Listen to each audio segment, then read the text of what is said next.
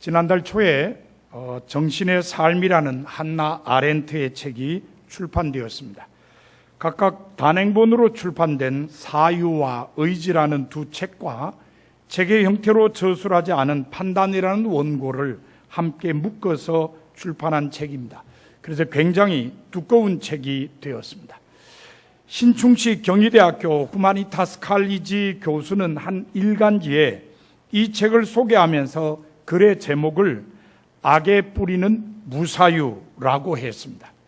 사실 이 책은 정신의 삶을 구성하는 사유 자체를 탐구합니다. 구체적으로 인간의 사유, 의지, 판단 세 가지 기본적인 정신 활동으로 이해하고 이에 대한 역사적인 측면을 규명합니다.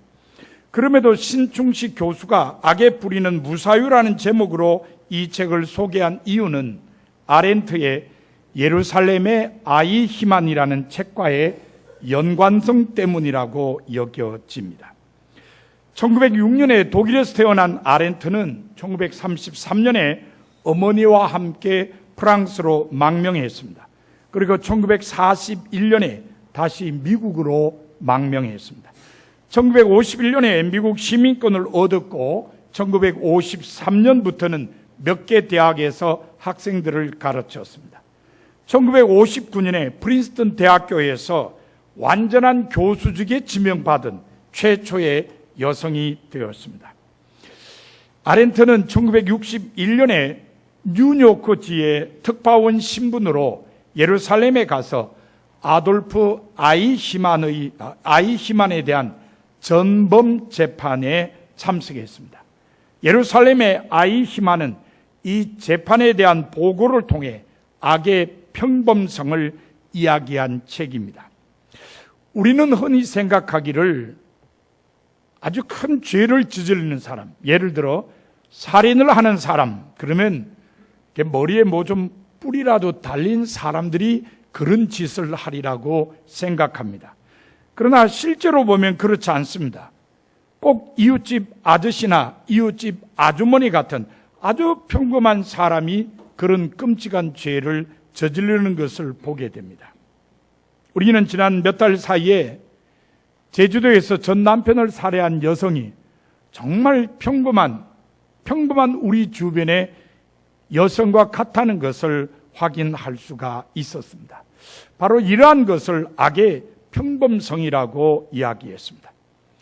아이히만이라는 사람은 히틀러 시적 독일 나치의 친위대 장교로 제2차 세계대전 중에 독일에 있는 유대인과 독일이 점령한 유럽 각지에 있는 유대인을 체포하고 강제 이주시키는 계획을 실행한 인물입니다. 아이히만은 독일이 항복한 후에 가족과 함께 아르헨티나로 도망쳤습니다. 그리고 리카르도 클레멘트라는 가짜 이름으로 부에노스아이레스 근교의 자동차 공장에서 기계공으로 일하며 15년을 살았습니다. 하지만 1960년 5월 이스라엘의 비밀 정보원에 의해 체포당해 이스라엘로 끌려갔습니다. 그리고 예루살렘 법정에서 재판을 받았습니다. 법정에선 아이히만은 자신은 무죄라고 주장했습니다. 살면서 법을 어긴 적이 없고 언제 어디서나 최선을 다했다고 하는 아이히만은 이렇게 말했습니다. 저는 억울합니다. 저는 남을 해치는 것에는 아무 관심이 없습니다. 제게 관심이 있는 건 맡은 일을 잘 해내는 것뿐입니다. 사실 아이히만이 열차에 가스실이 달려 있는 그런 것을 고안해냈습니다. 그래서 이 아이히만이 고안해낸 가스실이 설치된 열차에서 수많은 유대인이 죽음을 맞았습니다. 그럼에도 불구하고 자신의 죄를 인정하느냐는 재판장의 물음에 대해 아이히만은 이렇게 대답했습니다. 저는 잘못이 없습니다.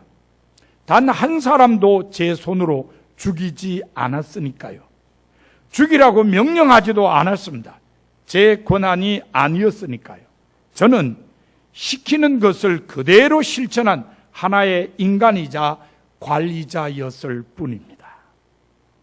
놀랍게도 재판을 지켜본 6명의 정신과 의사들은 아이히만이 정상이며 준법 정신이 투철한 국민이었다고 평가했습니다. 그러나 8개월간 계속된 재판을 끝까지 지켜본 아렌트는 아이히만은 유죄라고 주장했습니다. 그 이유에 대해 아렌트는 이렇게 설명했습니다. 그는 아주 근면한 인간이다. 그리고 그런 근면성 자체는 결코 범죄가 아니다. 그러나 그가 유죄인 명백한 이유는 아무 생각이 없었기 때문이다.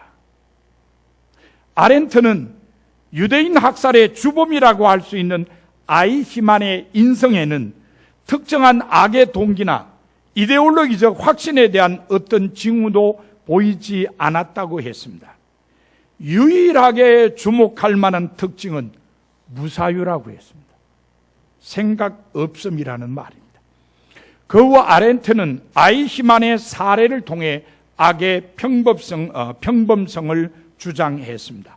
그리고 그 악의 평범성의 원인은 무사유라고 했습니다.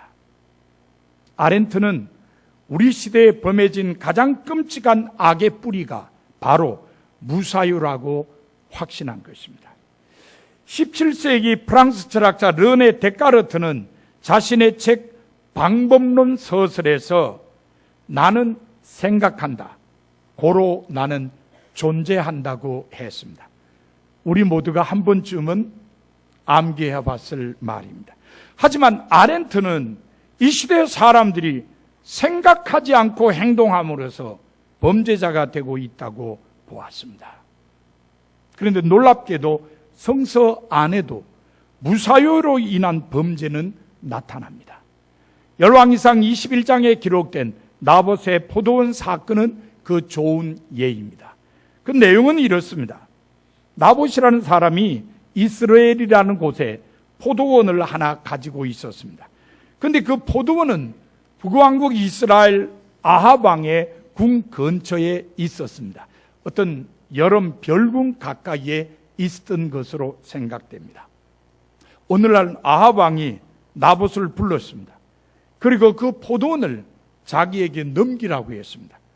그것을 정원으로 만들 생각이라고 했습니다. 그래서 돈을 원하면 돈을 주겠다 그랬고 다른 포도원을 원하면 더 좋은 포도원을 주겠다고 했습니다. 하지만 나봇은 왕의 제안을 거절했습니다. 그 포도원이 하나님께서 우리 조상들에게 주셔서 유산으로 물려받은 것이라는 이유로 양도하기를 거절한 것입니다. 그러자 마음이 상한 아합 왕은 화를 내며 궁으로 돌아갔습니다. 궁으로 돌아간 아합 왕은 침대에 누워 얼굴을 돌리고 음식도 먹지 않았습니다. 우리는 여기서 아합 왕의 생각 없음을 보게 됩니다. 레위기 25장 23절에 보면 하나님께서 토지를 영원히 팔지 말 것은 토지는 다 내 것임이라고 말씀하셨습니다.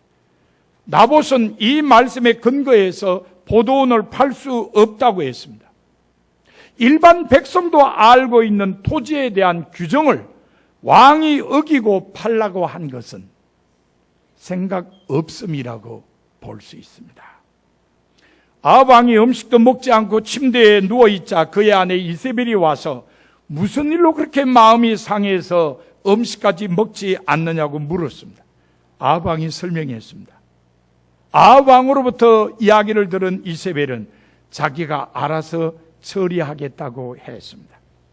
이세벨은 곧바로 왕의 이름으로 나봇이 살고 있는 성읍의 원로들과 귀족들에게 편지를 보냈습니다. 편지 내용은 건달 두 사람에게 나봇이 하나님과 왕을 저주했다고 거짓 증언을 하게 만들어서 나봇을 유죄 판결을 받게 해서 끌고 나가 돌로 쳐 죽이라는 것이었습니다. 우리는 여기서 이세벨의 생각 없음을 보게 됩니다. 낱말은 새가 듣고 반말은 쥐가 듣는다고 했는데 어떻게 왕후라는 사람이 편지를 써서 죄 없는 사람을 죽이라고 할 수 있습니까? 이런 나라에서 누가 왕과 왕후를 존경하겠습니까? 더군다나 한 성읍의 원로들과 귀족들이 다 알도록 지시한 것은 생각 없음이라고 밖에 볼 수 없습니다. 이세벨의 편지를 받은 그 성읍의 원로들과 귀족들은 편지에 쓴 그대로 행했습니다. 근달 둘의 백성 앞에 나와서 나봇이 하나님과 백성을 저주했다고 거짓정을 하게 만들고 결국 나봇에게 유죄 판결을 내려서 성 밖으로 끌고 가서 돌로 쳐서 죽였습니다. 우리는 여기서 원로들과 귀족들의 생각 없음을 보게 됩니다. 이사야 32장 17절에 보면 공의의 열매는 화평이요 공의의 결과는 영원한 평안과 안전이라고 했습니다. 마을을 편안한 마을로 만들고 싶어하는 사람은 공의를 세워야 한다는 말입니다.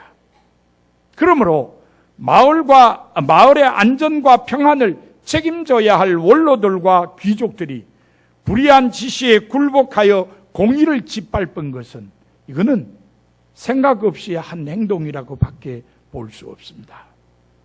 결국 나봇은 생각 없는 사람들에 의해서 죽었습니다.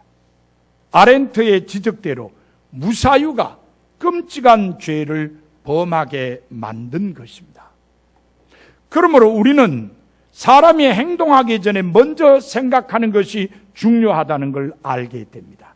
그런데 한 걸음 더 나아가면 행동하기 전에 먼저 생각하는 것도 중요하지만 어떤 것을 생각하느냐는 것도 정말 중요하다는 것을 우리는 알게 됩니다. 왜냐하면 생각의 결과로 삶의 모습이 그려지기 때문입니다.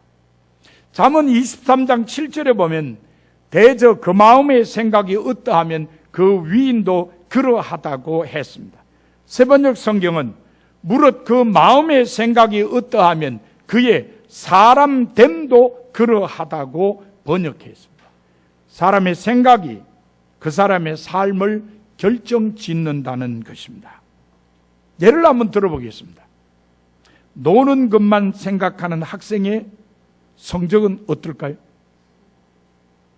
대답 안 해도 되죠? 항상 먹는 것만 생각하는 사람들의 몸매는 어떨까요? 이것도 대답 안 해도 되죠. 다 사람의 생각이 그 사람의 모습을 결정짓는다는 것을 우리에게 알려주는 이야기들입니다. 그래서 시인 엘타 월트는 생각은 행동을 낳는다는 시에서 이렇게 말했습니다. 생각이 건강하면 행동이 건강하고 생각이 병이 들면 행동이 병자 된다. 생각이 주고자 하면 언제나 부유하고 생각이 인색하면 돈 많아도 가난하다. 생각이 깨끗하면 행동이 신사되고 생각이 추잡하면 생활이 부패한다. 생각이 예수이면 그리스도인이 되고 생각이 부정적이면 한숨이 뒤따른다. 결국 생각이 삶을 결정짓는다는 것을 노래한 시입니다. 그렇다면 성도들은 어떤 것을 생각하며 살아야 할까요? 오늘 본문은 그 해답을 주고 있습니다. 본문은 사도 바울이 빌립보 교회 교인들에게 보낸 편지 가운데 마지막 권면 부분입니다. 우리말 성경은 본문을 두 문장 또는 네 문장으로 번역했습니다. 그러나 헬라어 원문은 한 문장으로 되어 있습니다. 본문의 핵심은 두 개의 동사입니다. 생각하라는 동사와 행하라는 동사입니다. 생각하라는 동사는 8절에 소개된 8가지와 연관되어 있습니다. 그리고 행하라는 동사는 9절에 언급한 내게 배우고 받고 듣고 본 바와 연관되어 있습니다. 그러므로 본문은 바울이 자기에게 배우고 받고 듣고 본 8가지를 생각하고 행동하라는 가르침이라고 할 수 있습니다. 그러면 빌립보 교회 교인들이 바울에게 배우고 받고 듣고 본 8가지 생각해야 할 것은 무엇일까요? 첫째, 참된 것입니다. 참된 것은 진실한 것을 말합니다. 세상에는 거짓과 속임이 많이 있지만 성도들은 항상 정직하게 살아서 신뢰받는 사람들이 되어야 합니다. 그러기 위해서는 항상 참된 것, 곧 진실한 것만을 생각하며 살아야 한다는 말입니다.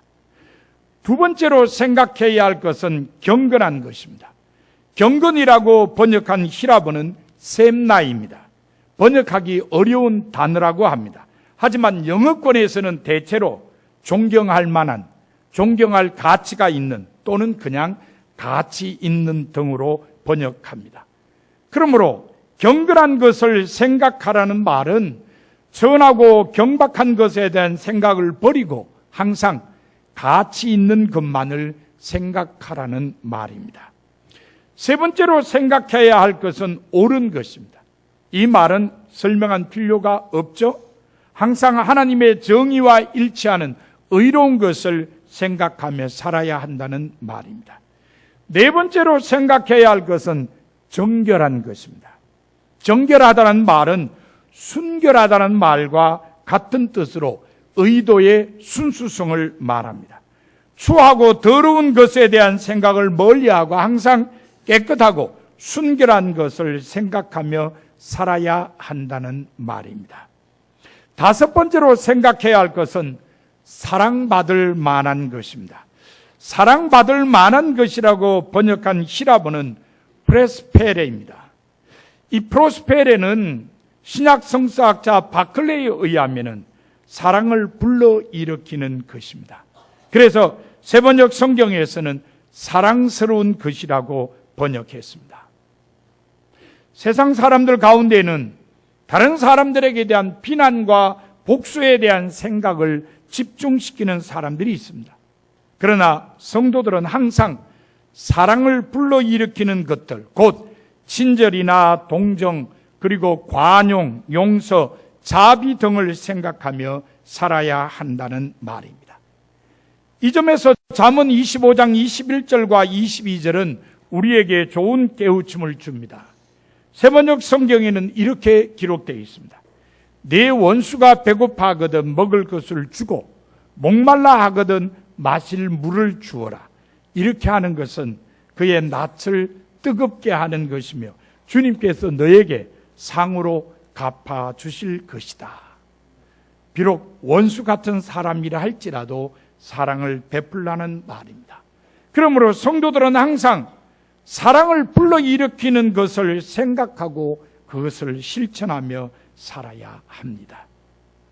여섯 번째로 생각해야 할 것은 칭찬받을 만한 것입니다. 칭찬받을 만한 것으로 번역한 히라보는 유페마입니다. 이 단어는 신이 보기에 합당한 것이라는 의미가 담겨져 있는 말입니다. 그래서 공동번역 선서에는 성서는 영예로운 것이라고 번역했고 세번역 성경은 명예로운 것이라고 번역했습니다. 성도들은 항상 하나님 보시기에 합당한 명예로운 것을 생각하며 살아야 함을 깨우쳐주는 말입니다. 일곱 번째로 생각해야 할 것은 덕이 있는 것입니다. 이 말도 설명이 필요 없습니다. 모든 사람이 존중하는 덕행을 생각하며 살아야 한다는 말입니다. 이제 마지막입니다. 마지막 여덟 번째로 생각해야 할 것은 기림이 있는 것입니다.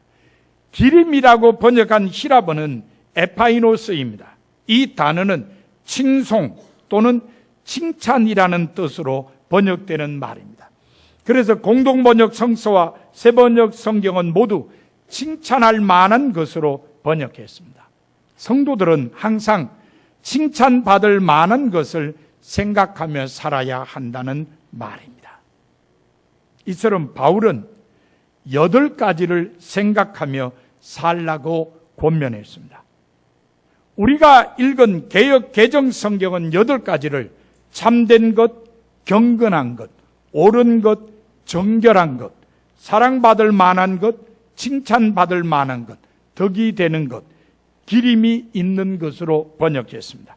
하지만 다른 번역을 참조하면 진실한 것, 가치 있는 것, 의로운 것, 순결한 것, 사랑을 불러일으키는 것, 명예로운 것, 덕이 되는 것, 칭찬받을 만한 것입니다.